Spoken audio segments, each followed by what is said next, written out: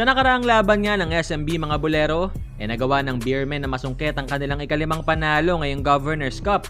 Pero maliban dyan, nagawa rin ni Leo Austria na makabalik sa koponan after netong sumailalim sa isang surgery nakaraang buwan.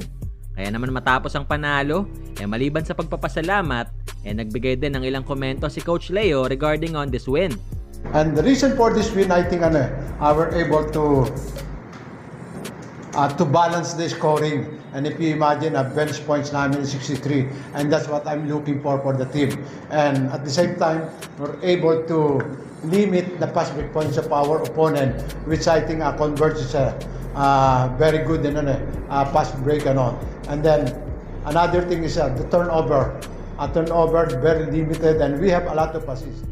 Pero sa kabila ng victory, di pa rin naiwasan ng ilan na mapuna etong papetiks-petiks raw na performance galing kay Junmar. Kaya naman sa isang panayam, sinagot siya ni Abay. Kasi sobrang dami na namin scorer. So, yung pinasok ko shots, lahat, scorer yan eh. Yung kulang sa grupo na yung parang role player. So, pwede ko i-feel yung cup na yan, yung role na yan, yung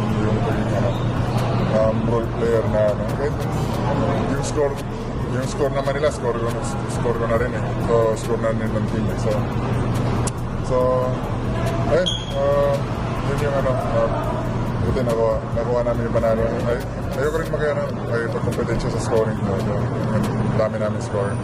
Kailangan ko mag-exert ng effort para mga sabay sa kanila. Kasi nga, mga bata yan, sobrang bilis nila. Yung energy nila, sobrang taas ng energy nila. So, ayun, buti nakuha namin yung panalo, nasunod namin yung game plan namin.